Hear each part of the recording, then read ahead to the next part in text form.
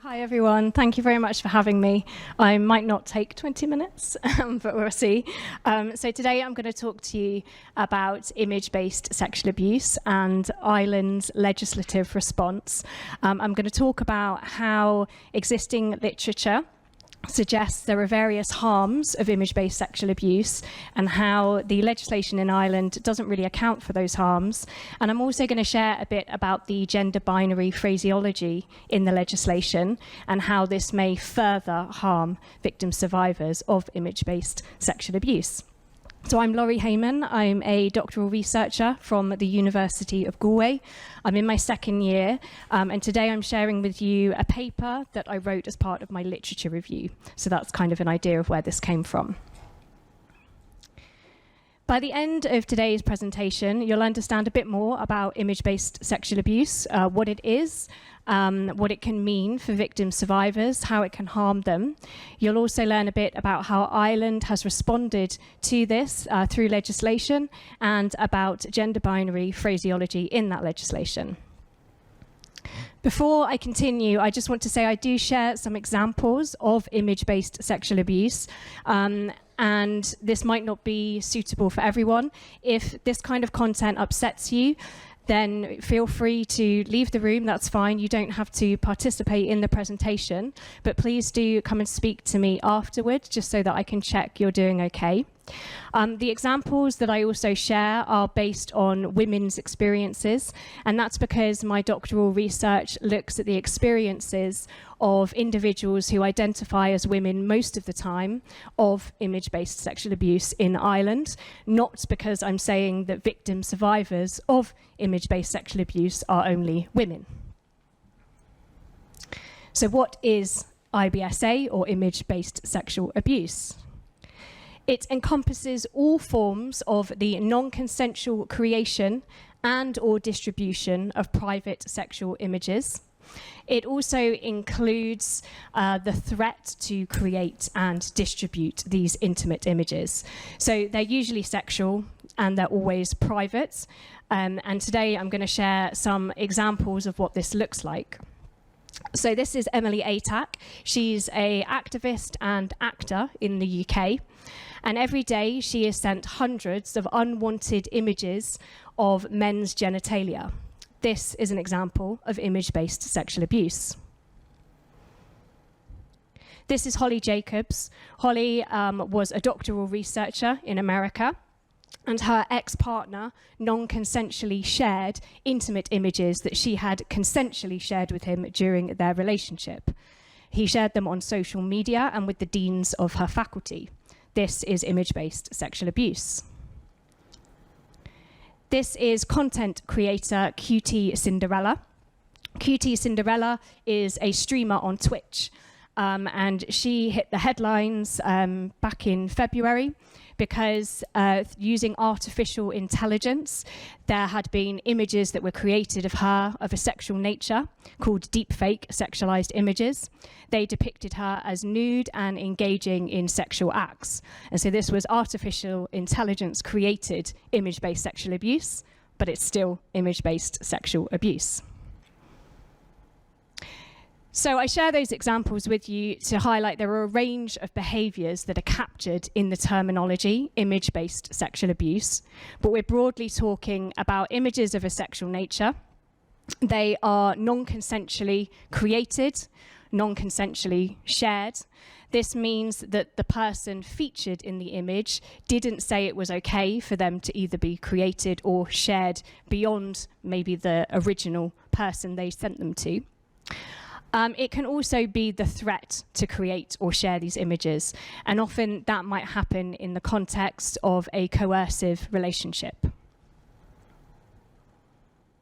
So my research looks at the harms of image-based sexual abuse, but particularly for this paper, I undertook a literature synthesis to collate 7 different harms of image-based sexual abuse from across the literature. I then took that literature and I undertook a critical analysis of Ireland's legislation. Ireland has recently ratified the Harassment, Harmful Communications and Related Offences Act, and it's quite impressive legislation in many ways, because it essentially makes image-based sexual abuse illegal in Ireland. And so in this respect, Ireland is paving the way for other European countries with this legislation. However, I'm going to argue that it doesn't quite go far enough. So in my data collection and analysis for this paper, just to position myself, I'm a feminist researcher undertaking research in global women's studies. And my doctoral research looks at women's experiences of what I'm calling cyber sexual violence in Ireland, and image-based sexual abuse is one example of that. So for this paper, I did undertake this with a feminist social science lens. I undertook a key phrase search on my University of Galway's library catalogue and other catalogues, and I then took the literature that I found and looked in the bibliographies and reference lists for any additional literature that was missing. I also looked on Google, so I did use literature that's not traditionally academic, and this is because image-based sexual abuse is a popular topic in Ireland, in that it's often in news headlines, and so I used some news media articles for this as well. And overall, my literature synthesis includes 130 pieces of literature. I grouped the articles into categories, and then I collated the categories into the 7 examples of harm that I'll share with you shortly. Essentially, that was like bringing sub-themes into themes during thematic analysis. I then took those 7 categories of harm and I explored how far the law in Ireland accounts or fails to account for the harms that I had identified. And one of the things that really stood out to me was the gender binary language in law. My background isn't in law, and I understand the gender binary language is quite consistent in laws, particularly in Ireland and the UK, but I'm still challenging that. So the harms of image-based sexual abuse. Firstly, physical harm. Image-based sexual abuse can harm the physical bodies.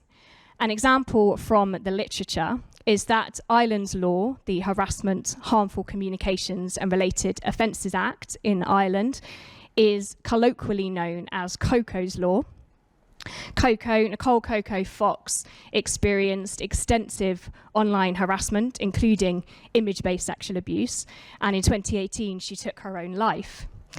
This was really significant. This was a turning point in Ireland because her mother stood up and said, no, it's not okay that this happened to my daughter.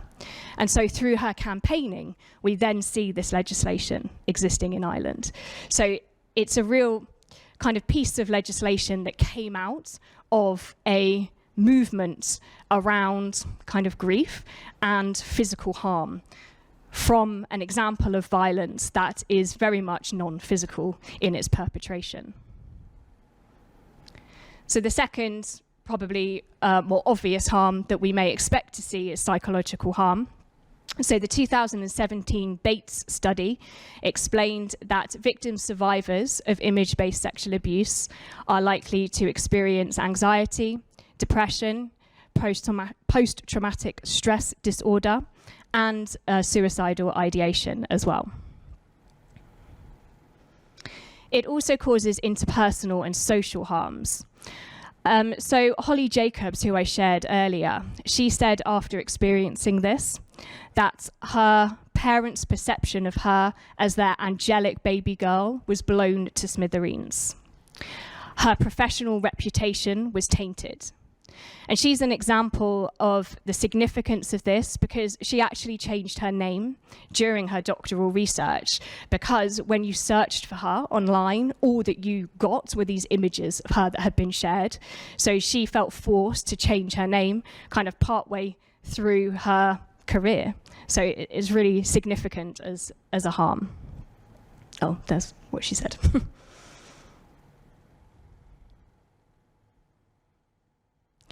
It also harms sexual autonomy. So if a victim survivor of image-based sexual abuse consensually shared an intimate image in the context of a sexual relationship, and that image is then used to perpetrate image-based sexual abuse, they're often blamed for their victimization. They're asked, well, why did you send that intimate image in the first place?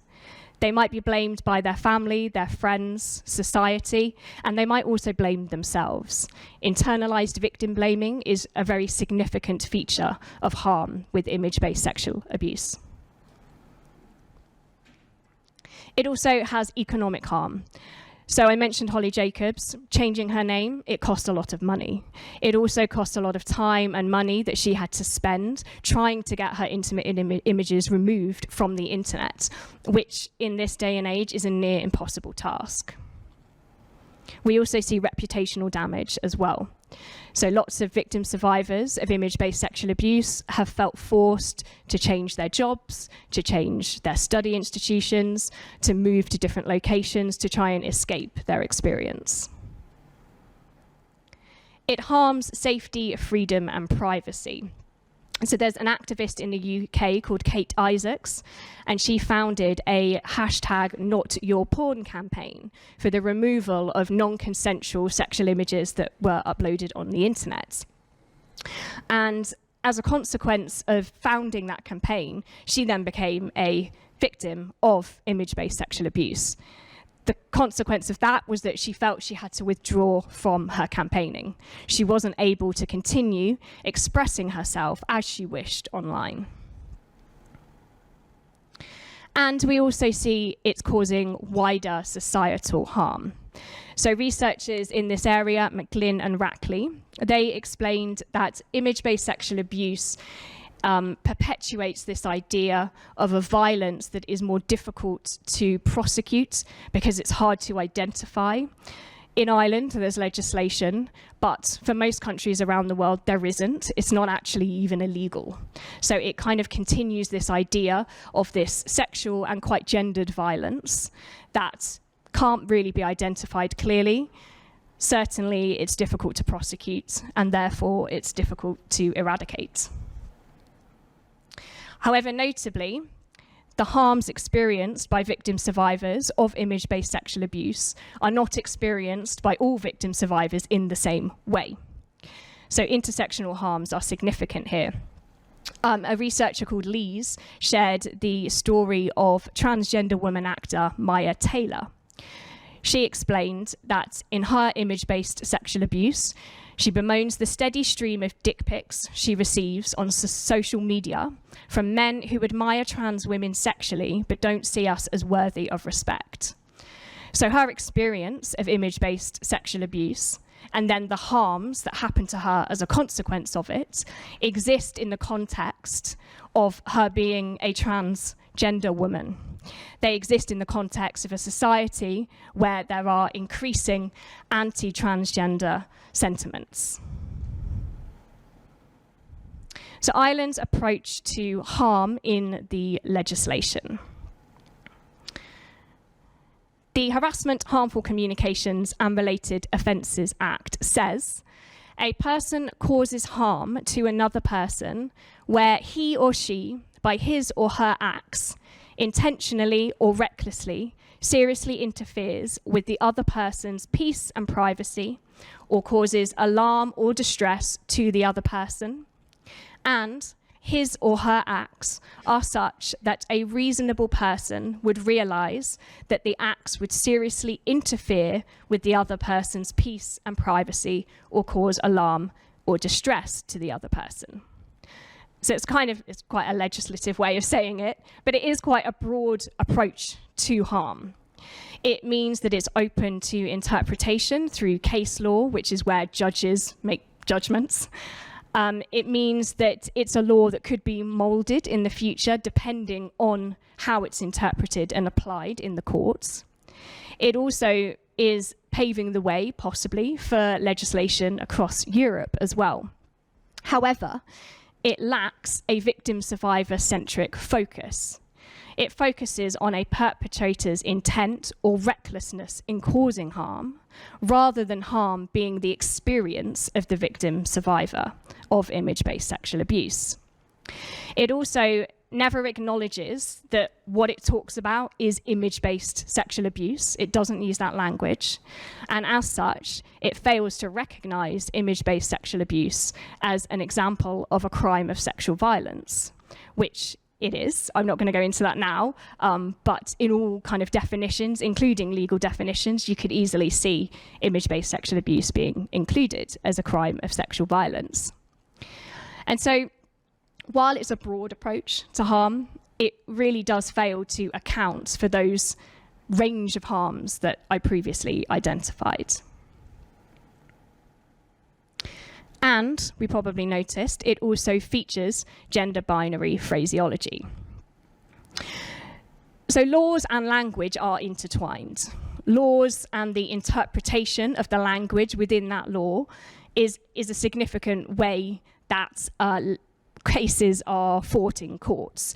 The interpretation of language is therefore significant. And I should highlight, I'm speaking from the position of English being my native language. I know that language and gender is different in other languages, especially those that emerge from Latin. But I'm talking from the position of English as my native language and also researching in Ireland, which has 2 languages, Irish and Gaelic. The point that I make in my paper, and I wanted to highlight here today, is that the gender binary phraseology in Irish legislation could cause further harm to victim survivors of image-based sexual abuse. And this is particularly notable because what we do know from existing literature is that transgender individuals and gender non-conforming people are more likely to experience online harassment and abuse than their cisgendered peers. This has been found especially in Ireland, where McNeela and colleagues found that students who identified as gender non-conforming were significantly more likely to report experiencing online harassment as a consequence of their gender identity than their cisgendered peers. This is Susie Dunn, and she highlighted in 2020 that transgender and gender non-conforming people with intersecting inequality factors can face higher levels of online harassment and abuse compared to white, heterosexual, cisgendered and/or able-bodied women. And so therefore it's really concerning to see gender binary phraseology in Ireland's legislation, because what that speaks to is legislation that's not sensitive to the concerns of this and to the experiences and the lived realities of gender non-conforming people. So my recommendations to address this limitation in the legislation, I have 2. Victim survivor-centric lens in both the application of legislation, and this would require the judiciary in Ireland to undergo some serious feminist training, I think, but also in future legal reform as well. And then actually just raising awareness of the potential harm of gender binary language, both within legislation and beyond. And we can do that through conversations like today and just conversations on a daily basis and by challenging ourselves at times. So thank you very much for listening to my presentation. You can connect with me on LinkedIn or via my university email here. Thank you.